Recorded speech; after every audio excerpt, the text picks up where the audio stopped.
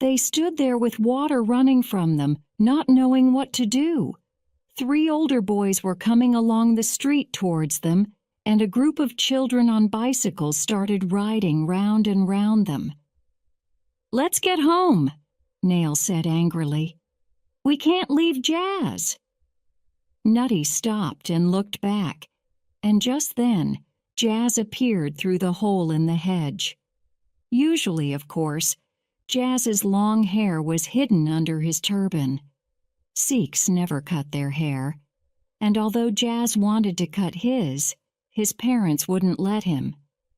Now, Jazz's swimming hat had fallen off, and he looked really wild with his long wet hair falling halfway down his body and covering his face. He came flying towards them, and cries of "Stop! Stop!" came from the garden. Dogs in other gardens began to bark loudly. "Why didn't you tell me?" said Jazz unhappily. A bus was coming slowly along the road.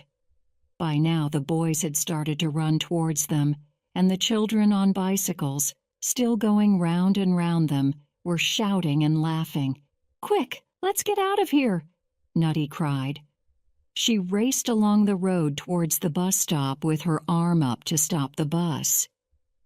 The others ran with her. The shouting behind them grew wilder, and Nutty saw the bus driver's surprised face as the bus screamed to a stop. It was a double-decker bus, and Nutty and the others got on quickly at the back and ran upstairs. "We haven't bought tickets," Humi said in a quiet, frightened voice. "Let's just hope that no ticket inspector gets on," Nutty answered. The bus was full and everybody was looking at them. Nutty slid down in her seat, but without clothes, there was nothing to hide her. Jazz shook his hair, which fell down over his face, and he sat there looking like some strange wild animal. But a ticket inspector did get on at the next stop. He came up to Jazz's seat. "Tickets, please," he said.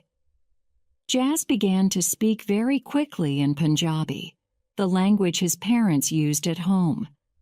Nutty looked out of the window, hoping for more time, but the inspector came to her next. "I've lost my handbag," Nutty said, and she got down on the floor looking for it. "You never had a handbag, madam," the inspector said, not amused. Humi was also pretending to look for his ticket under his seat, and the inspector went up to Nails next. "Tickets, please," he shouted. Nails did not answer. The inspector tried again, but Nails still didn't move. "He can't hear," Nutty explained. "He's deaf." The inspector stopped the bus. "Come on," he said. "Get off, the 4 of you. This is the seafront, and that's what you must be looking for." "But it's cold out there." "Then wear some clothes next time." There was a cold wind down by the sea, and they all lived on the other side of town. Nail's house was the nearest, so they decided to go there and get some clothes. The run through the center of town was something that they would never forget. The crowds shouted with laughter when they saw this strange group, dressed only in swimming things, and Jazz with his long black hair covering his face. But they finally reached the little house where Nails lived. Some minutes later, 3 very strange figures left, wearing borrowed clothes which did not fit, and which were years out of date. When Nutty arrived home, she had to tell her parents what had happened. They were very angry. "Right," said her father. "You can just get changed. We're going round to the Smiths and you can tell them you're sorry about all this."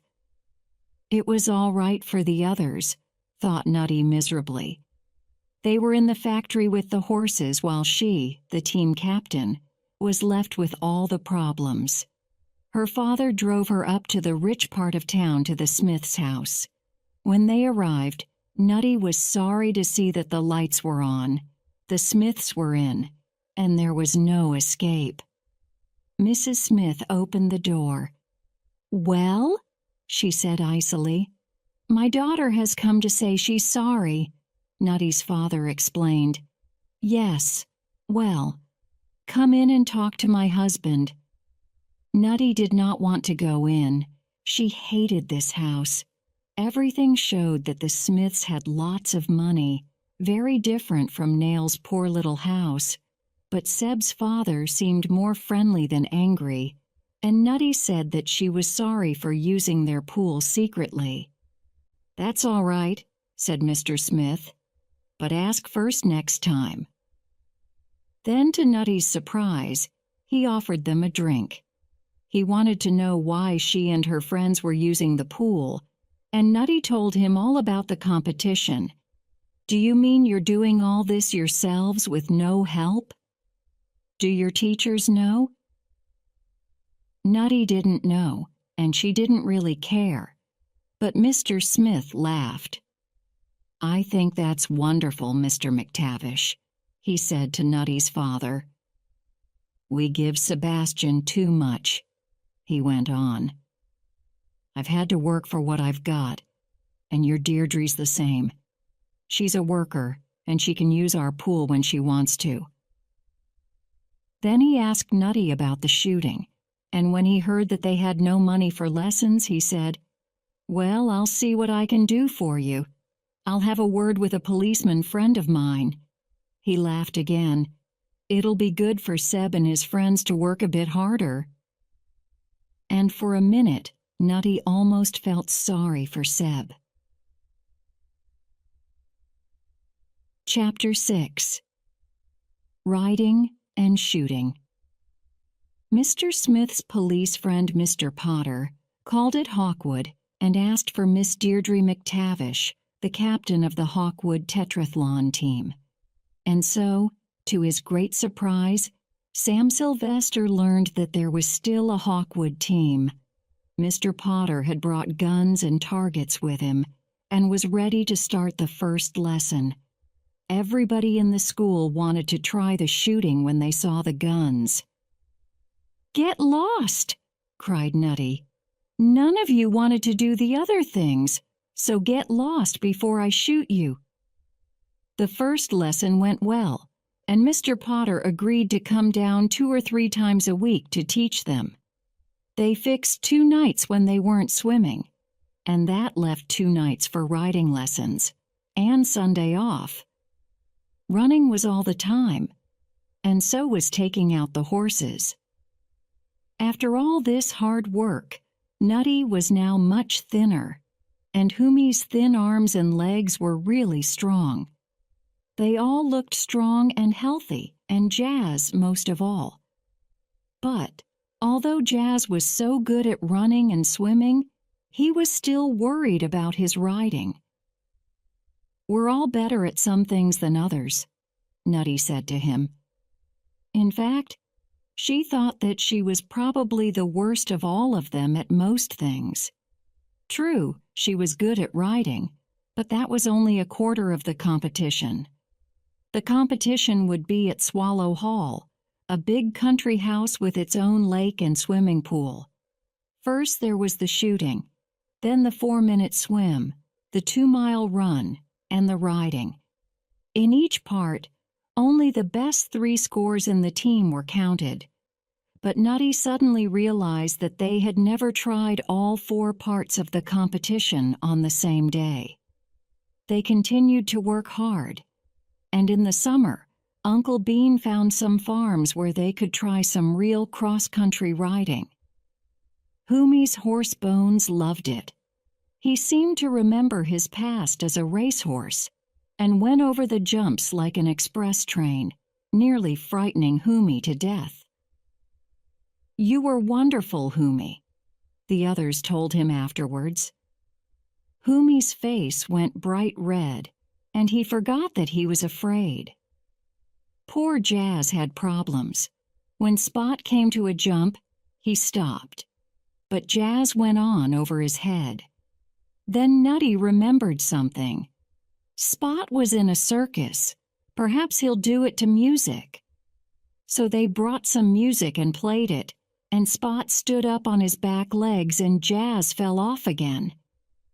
But in the end, Spot jumped better to music. Nails had no problems with Firelight. She did anything that he wanted, and when he was in the factory with her on a warm summer evening, he was really happy. He liked being with her, and he was now a much nicer person. But he could not understand why he felt this way about an animal. Firelight usually lay down and slept next to Nails, but one night she did not do this.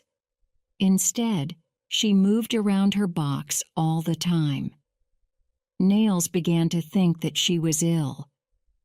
He was very worried and thought of going to ask Nutty what to do about it. But then Firelight grew quieter, and Nails fell asleep. He woke suddenly. Something was wrong. Firelight was ill again. "Oh, please don't die," he cried silently. Then, suddenly, Nails understood what was happening. Firelight was having a baby. When Nails saw the foal's little face appear, he laughed and cried at the same time. "You lovely baby," he said softly. This was the most exciting thing that had ever happened to him. He had to go and tell Nutty. Nutty's father was a little surprised to see Nails standing outside his door with a great big smile on his face at 4:45 in the morning. A sleepy Nutty appeared, and Nails told her his wonderful news. To his surprise, Nutty was not as happy about the foal as he was. She knew that Nails could not ride Firelight in the competition now. And when Nails learnt that Firelight and her foal would have to leave the factory because they needed grass, he too was unhappy. Then Uncle Bean remembered that he had the use of a field not far away. Firelight and her foal could go there. Nails discovered that there was a shed there too, where he could sleep. And he felt better about it. But he had lost interest in the competition and didn't care that he had no horse to ride. "But you have to care," Biddy told him, almost angrily. "It isn't just for you. You're part of a team. Everyone's worked really hard, so you have to ride for them." Biddy, in her own way, was as hard a person as Nails. The next night, she came on her motorbike to fetch him, took him to her place, and began to teach him to ride Switchback, one of her horses. It was a young horse, big, fast, and very frightening. But nobody argued with Biddy, so Nails hid his fear and rode Switchback over the jumps. It felt like flying, and Nails began to realize that he had never enjoyed anything in his life as much as this. He rode every evening and spent all his free time with Firelight and her foal, Bonfire. There were now only 3 weeks to the competition. Gloria told Nutty that Seb and his team had started to work hard too. "They're really worried," Gloria went on. "They'd hate to lose to the Hawkwood team, and they're going to cheat if they think you're winning. Seb told me." Nutty was very angry. "That's terrible," she said. "Well, if they cheat, why don't you cheat too?" "I don't know how," said Nutty. "But you find out their plans. I'll kill you if you don't tell me what's going on." Chapter 7. The competition day arrives. At last the big day came. Nutty, Humi, and Jazz met early at the factory and began to get the horses ready. Nails was late. Perhaps he was still asleep in his field with Firelight, Nutty thought crossly. Jazz's father was driving them to Swallow Hall. Mr. Potter was meeting them there with the guns, and Uncle Bean and Biddy would arrive at lunchtime with the horses. When they were ready to go, Nails had still not arrived. Nutty began to feel sick with worry. In the end, they left without him. "What'll we do if Nails doesn't come?" Humi asked. "We'll just have to be twice as good, right?" Nutty said bravely. "We can do it." Humi and Jazz were silent. They all knew that Nails was their best swimmer and their best runner. Without him, they would probably fail. Jazz had never been anywhere as grand as Swallow Hall before, and he felt that everyone was looking at his dark skin and his turban. But Nutty didn't seem to care how grand it was, although she found she was the only girl in the competition. "It's for boys, I told you," said Seb. He appeared out of the crowd looking very cool. "They don't usually let girls compete, and you haven't got a chance." "I know what I'm doing. Just go away, Seb dear," Nutty replied. She turned to the others. "Let's walk round the cross-country course," she said. She knew she wouldn't be strong enough to do it after the swim. Humi walked round smiling at all the jumps like old friends. "Are you all right, Humi?" Nutty asked him, worried. But Humi just went on smiling. Jazz looked miserable. "I hate the riding," he said. "Spot can do it," replied Nutty, "if you make him. And you must. You and Nails are our best scorers in the other things." God, where was Nails? He still wasn't there when they got back for the shooting. "He can shoot later," the official said. Seb and the others were shooting, and their score was not bad. Then it was Hawkwood's turn. Nutty didn't do well at first, but then she pretended it was Seb's face on the target. She hit his nose, his ears, and his mouth, and got a much better score. Jazz did well, too, but Humi's score was the worst. He hit Jazz's target twice. "You know I'm no good, Nutty," he said. "Come on," said Nutty. "The swimming. There was nothing you could do with Humi except kill him." They got changed ready for the swimming and came back to watch Seb's team. Then Humi realized that he'd left his goggles in the changing room and went to get them. When he came back, Colin, one of the Greycoats team, was swimming. He was very good indeed, and Nutty stared. Seb said that Colin was their worst swimmer. "But that can't be Colin," said Humi. "I've just seen Colin in the changing room." So that was why Colin was swimming so well. Everyone looked the same in goggles, and it wasn't Colin at all. They'd cheated.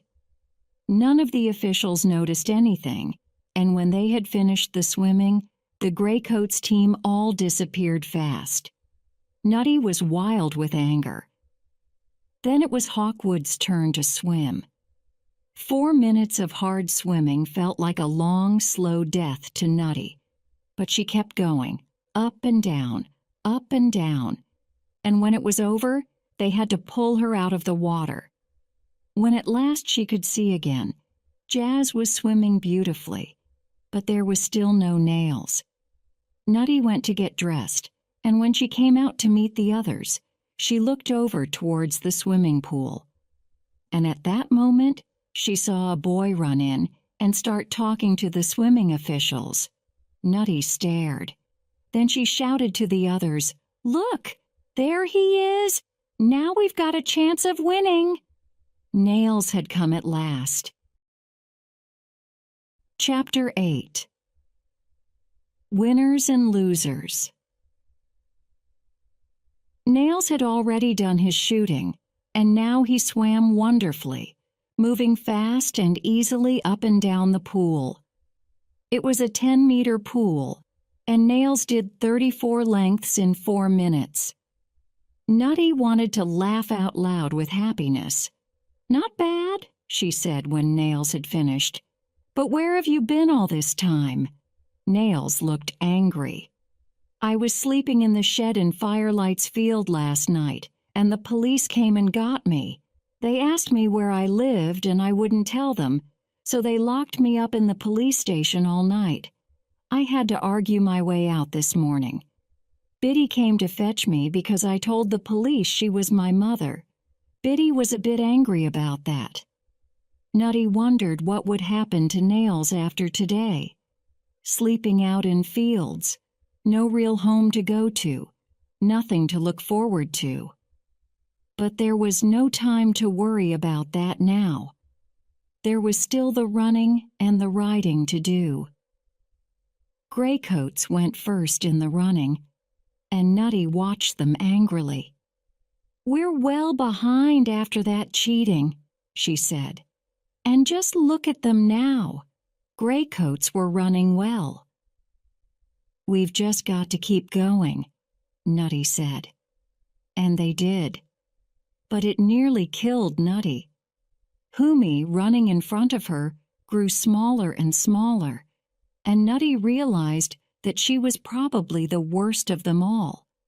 But she finished, fell to the ground, and lay there with her eyes closed. When she opened them again, Biddy was there. At last! Nutty was free. Biddy would tell them all what to do now. "You've all got to ride like crazy if you're going to beat those Graycoat boys," Biddy said. By now the parents had all arrived and were enjoying their day out. Uncle Bean had brought the horses, and Humi was looking at Bones with dreamy eyes. He was in another world again. Nails and Jazz looked worried. Switchback, Nails's horse, looked very big and strong and would not be easy for him to ride. When Nutty went to look at the scores, she saw that her team had fallen well behind Graycoats now. They all needed clear rounds in the riding to have any chance of winning at all. Humi rode past on Bones, and Nutty suddenly realized that Bones was no longer the thin, miserable horse who had come to them. His eyes shone, and he looked more like a 3-year-old, ready to race and to win. Little Humi would never be able to stop him, Nutty thought worriedly. Graycoats began their riding, and Nutty was very pleased indeed when Seb fell into the first ditch. The rest of the Graycoats team looked worried, and Nutty smiled happily. Then she saw Gloria and rode up to her. "They cheated, didn't they?" Nutty said angrily, and Gloria looked uncomfortable. All 4 Graycoats riders did badly. "You've really got to go well," Nutty told her team. "We could beat them." But when they heard this, the others looked more worried than ever. The Graycoats team were now having some kind of discussion, and Gloria was with them. But it was time for Nutty to go. She was riding first, then Humi, and then Nails, and Jazz. Nutty was afraid that Jazz would not get round. Spot could do it with a strong rider, but Jazz wasn't strong enough, and Nutty was worried. The starter looked at his watch. "Go," he called, and Nutty had a wonderful feeling of excitement. This was what she was good at, and midnight flew over the ground. The course seemed easy to Nutty as they went over the jumps with no trouble at all, across the next field, over the big ditch, and up into the woods. Away below her on the left, she could see the main road with the cars shining in the sun. But her way was to the right and down the hill. There she had to stop, get off her horse and open a gate, while an official timed her. The official was the mother of one of the Graycoats team, and her car was parked near the gate. But Nutty did well, and midnight was off again, over the jumps and through the finish, fast and clear.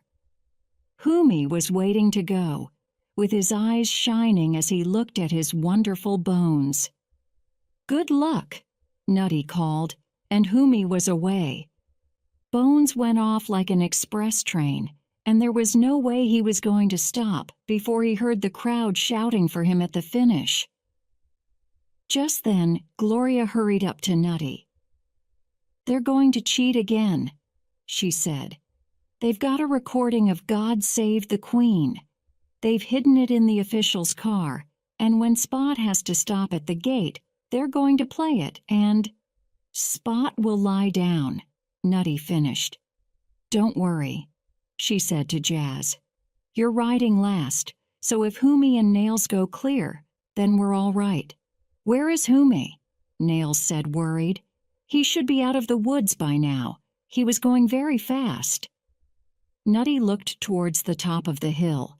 There was no Humi, but there was something happening. People were running about wildly, and one of the officials had his red flag up. Red for blood, which meant they needed an ambulance. But there were a lot of other flags too, and then cars starting up. One coming down the hill and others going up to meet it. People were shouting and looking serious. Humi was in trouble, Nutty realized, and she knew that both Nails and Jazz had to get clear rounds now. But she could also see, from the look of fear on Jazz's face, that he couldn't do it. But she knew she could. "Colin cheated," she said, "and so will we. I'll ride Spot." The others stared at her with open mouths. "But you're the wrong color," said Nails. "Gloria's got something that she uses to make her look brown. I'll put that on my face and I'll wear Jazz's turban. Our riding clothes are all the same, and if I keep moving fast, no one will ever know." Nails went off to start his riding, and the others hurried into the back of Uncle Bean's truck. A few minutes later, Nutty had become Jazz. "I hope I don't really look like that," said Jazz. "You hide here until I get back," said Nutty. "And let's hope that Nails does a clear round." Nutty ran out and got onto Spot. She looked up the hill and saw Nails going well on switchback, but there was still no Humi. He must be still alive, but where was he? Then the starter called, "Go!" Zrania, and Nutty was away. Spot, surprised, was galloping before he had time to think. Nutty hurried him on, and he found it easier to jump than to refuse. They reached the wood safely, and from the top of the hill, Nutty saw Nails going fast towards the finish. They could still win. As Nutty came out of the wood, she saw the ambulances and cars, and a crowd of people looking down the hill. She had no time to see what was happening, and turned Spot towards the next jump. Then Bones and Humi suddenly appeared, coming up the hill from the main road and galloping very fast towards the jump in front of her. Bones flew over the jump, clearing it by about 2 meters, and Humi went up in the air and came down again, still on Bones's back. Now they were racing towards the gate, and Nutty, not far behind, could see that Bones wasn't going to stop until he won the race. The official was standing near the gate, but when she saw Bones and Humi racing towards her, she ran back to her car. Her son, who was sitting in the car, ready to play God Save the Queen for Spot, was frightened to death. He forgot how important it was to start the music and hid under the seat. Nutty got off Spot, went through the gate, and was away before the official and her son had climbed out of their car. Humi had already disappeared. Nutty rode on, a wild hope growing inside her. But she had forgotten that Jazz's parents were there with Biddy and the other parents. They would know that she wasn't Jazz. But she couldn't stop to explain and rode on past them. She could feel Biddy's glassy stare and saw the mouths of the others fall open. but she kept going and finished with a clear round.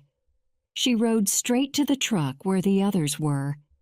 Inside the truck, Nutty heard that Nails had had a clear round too. "We've done it!" she shouted. "We've beaten them!" Jazz, putting on his turban again, was laughing. "Have you heard? Humi rode 2 miles down the main road." "Not 2 miles," said Humi. "And because it was a main road, he had to go down to the roundabout before he could come back." "What?" "Humi, you didn't." Bones jumped over onto the road. I couldn't stop him. Humi was white and shining when he spoke. "And you went round the roundabout?" Humi looked a bit uncomfortable. I thought it was the right thing to do, but the traffic was a bit cross. But Nutty, Bones was wonderful. By now Nutty had cleaned her face, and she felt wonderful too. "We won!" she cried. "We won! We cheated!" Nails said. "So did they. It's fair if you all cheat." Nutty looked at Nails. He was smiling, actually smiling. It had been a great day for all of them, Nutty decided. Then she saw everybody walking towards them. There were all the parents, Biddy, the Greycoats teacher, and Sam Sylvester, and Seb and his team. "You cheated!" Seb called out to Nutty. "Oh, yes?" Nutty said. "Who cheated? You rode twice. And Colin didn't swim." "You can't be sure about that. Nobody will believe you." "Well, you can't be sure that I rode twice. Everybody could see it was you. It's the way you ride. We'll tell the competition officials. And we'll tell them about Colin not swimming. And we'll get someone to look at God Save the Queen in Antony's mum's car by the gate." "Have you all gone crazy?" Biddy asked sweetly. The adults were all staring at the two teams, some amused, some not understanding. The Greycoats teacher looked cross. "If there's been some cheating, then there are no real winners or losers," he said. "And you'll all have to do the competition again next year." "That's just what I think," said Biddy. The 8 competitors looked at each other and fell silent in horror. Nutty couldn't believe it. The pain of all that running and swimming when you were half dead. But the adults loved the idea. They had had a nice day out and thought that tetrathlon sports were very good for young people. They all began to make plans. Sam Sylvester said that the school would help next time, and Biddy told Nutty to forget about the money for the riding lessons. The talking and laughing went on for some time as the adults discussed the day. "And did you see old Bones?" said Uncle Bean, galloping down the main road. "Even the police car couldn't catch him. What a horse!" And that was how it all ended. No winners, no losers, except that Jazz was invited by the Greycoats teacher to join a competition swimming team. And Jazz was very pleased about that because he really liked swimming. And Biddy offered Nails a job riding her horses, a room to sleep in, and a home for Firelight and her foal. Nails didn't say much, but he smiled. And Nutty knew that she had been a good captain. Perhaps one day she would be the captain of an Olympic riding team. And Humi? Well, Humi knew what he wanted in life now. Who said he had no ambition? The dreamy look was back in his eyes. He could be a famous rider, flying over the jumps on his horse like a bird of freedom. Perhaps tomorrow everything would seem different. But today was all right.